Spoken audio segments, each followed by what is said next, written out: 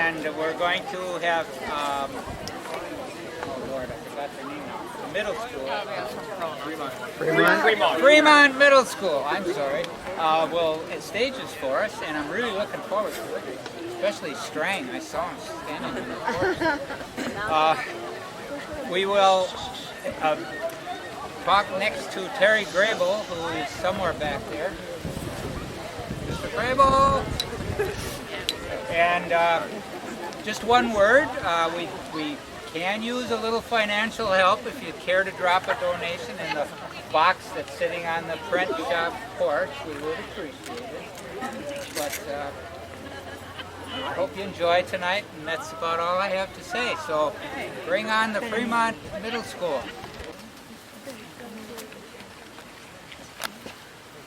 150 years ago today on this very spot, a kingdom fell, the kingdom of St. James, which had been established by James Jesse Strang 6 summers before. When Strang arrived to make Beaver Island home for his followers, only a few dozen traders lived on Whiskey Point. Year by year, new converts gave up their homes and moved to Beaver Island, believing in Strang's vision of a spiritual community. They found rich fishing grounds and a ready market for the wood they had to clear to create their farms. Strang illegally apportioned land and imposed a tithe system. Many who did not believe his religious claims moved away, primarily to Mackinac Island. There and elsewhere, antagonism rapidly grew. There were skirmishes and battles. Those who lived under his rule had a good life, by and large, but some resented King Strang's high-handed style. Some felt his announcement of a message from God allowing and encouraging plural marriages was simply an excuse for the lust in his heart that had led him to take young and attractive Elvira Field into his bed, followed by 3 more wives. Dr. Hezekiah McCullough, co-owner and father-in-law of young Alex Wentworth of the store to my right, has seen his fortunes decline in recent years. This one-time elder and community leader had been criticized by Strang for his intemperance and had been forced out of important positions. He seethed with a desire for revenge. You must convince him that he'll face the might of the federal government if he doesn't mend his ways. Yes, yes. I've received the complaints from you and your friends, and have pointed out to my superiors what a scoundrel a so-called prophet has become. And? They're in full agreement, sir. Well? The rascal has a knack for ferreting out little loopholes to protect his operation. That's why it's so important for you to lay down the law to our high and mighty king. You've got to convince him that he's about to cross the line and bring down America's wrath. Several of us honest merchants. I've heard reports that he's charged you with false weights, Doctor. See what I mean? He acts like all he has to do is say something that will be accepted as divine revelation. Take this charge, for example. Does he have any evidence? No, of course not. Take it easy, sir. I simply repeated what I was told. But you don't have to convince me of his deceit and dishonesty. He's done that himself. So what will you do? We can't take this much longer. Please relax, sir. I'll have to have my ship's surgeon treat you for apoplexy. I've sent our pilot to fetch the rope. I'll sit him down and tell him in no uncertain terms that he'll have to start treating people fairly, as the federal government is fit to intervene. Very good. But what if your man can't find Strang? Do you recall the time he escaped arrest on High Island by pulling the leaky old boat all the way to Gull Island and hiding out for 2 weeks? Well, why should he hide from me? I don't want to arrest him, only talk to him. You worry too much. This is the vital importance to my friends in here. Look, over there in the distance. Here they come now. Strang and St. Barnard. Arm in arm. I told you worry too much. Good, good. Maybe now things can be put right. Yes, here comes James Jesse Strang and St. Barnard, the pilot. They have known each other ever since Strang was arrested 5 years ago and taken to the same ship to Detroit with dozens of his followers, where they were tried for several crimes: interfering with the mail, theft, counterfeiting.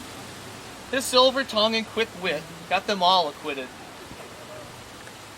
Rumors have been rife in St. James. Tom Bedford has sworn to revenge himself for being whipped by order of the king after he was caught with his partner's wife. and for failing to prevent his own wife from fomenting an insurgency against Strang's decree that women wear the form-hiding bloomers. And Alexander Wentworth has been made to believe that Strang would soon take his young wife for his own. Rumors had these two practicing for several days with guns provided by McCulloch and his partner Johnson. When Strang was told of this, he laughed it off. He had a great talent for delivering a far-fetched pronouncement and then exhibiting complete belief in the veracity of his words. He acted as though he were immortal. Sir, the captain is waiting. James, look out! Behind you!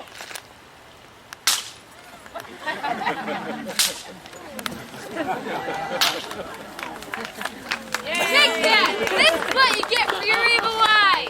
Get on the ship! Get on the ship! Get a doctor! Somebody get a doctor! Our prophet's been shot! Get the ship surgeon, have him see what he can do.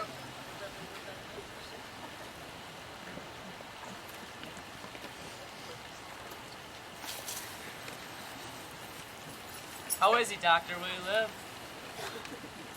Not good, I'm afraid. I've done all I can. Now his fate blesses God.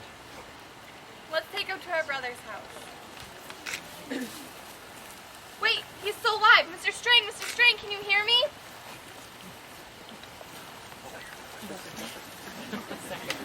James Strang would not recover from his wounds. The sheriff, the legal authority over this matter, demanded that McBlair turn over the assassins to him, but the captain refused. Next morning, he left with his two prisoners, as well as McCulloch and his friends. The Michigan sailed to Mackinac Island, where Wentworth and Bedford were handed over to the Gentile sheriff. They walked into the jail. The door was not closed, and after 5 minutes, they walked out again and were treated as heroes. 10 days later, a ship arrived at Beaver Island, bringing armed men from Mackinac who attempted to arrest some of the Strangites. None were captured, and the ship steamed away. Intimidated, Strang's followers decided to move their leader to safer quarters. 2 days later, he was carried on board the Louisville and taken to his parents' home in Voorhees in southern Wisconsin, after advising his followers to look after their families. On July 5th, a drunken mob of 60 men from St. Helena descended on Beaver Island and went door to door, telling Strang's followers that they had to leave or their bodies would be found in the ashes of their homes. The Mormons were told to bring what they could carry down to the same dock where Strang had been shot. Ships would be waiting to take them away. The tabernacle was burned. Books published by the Mormons were dragged in the street and set on fire. Disconsolate over the attack on their leader and left disorganized by the failure of any other leader to step forward, Strang's followers meekly obeyed the mob. At the dock, everything other than the clothes on their backs was taken from them, a reward of booty to the mob for sweeping the beavers clean. Perhaps 800 people were forcefully evicted from their homes. Strang died on July 8th. As he lay in his bed, he was asked again if there was anything he wanted to say, a request he had previously refused. This time he answered yes. That was his last word. The Navy ordered an investigation of the role of the Michigan. Commander McBlair issued a report, claiming his presence on that fateful day was only a coincidence. Lacking contradictory evidence, the report was accepted and the inquiry dropped. This is the end of the Strangite community on Beaver Island. The shooting was a blow from which they didn't recover. Over the years, attempts were made to reorganize, but they lacked a sufficiently inspiring prophet. The Strangite organization was reduced to a few hundred scattered members. Today that number has dropped to about 40, who, nevertheless, keep up their hopes of a rebirth. What you just witnessed is an event that changed the face of the land. Over the past 150 years, various scholars have advanced differing theories about the validity of Strang's claims and the reasons for his downfall. There is little agreement among them except on one point. This is a unique moment in American history, and it happened right here. Thank you for coming.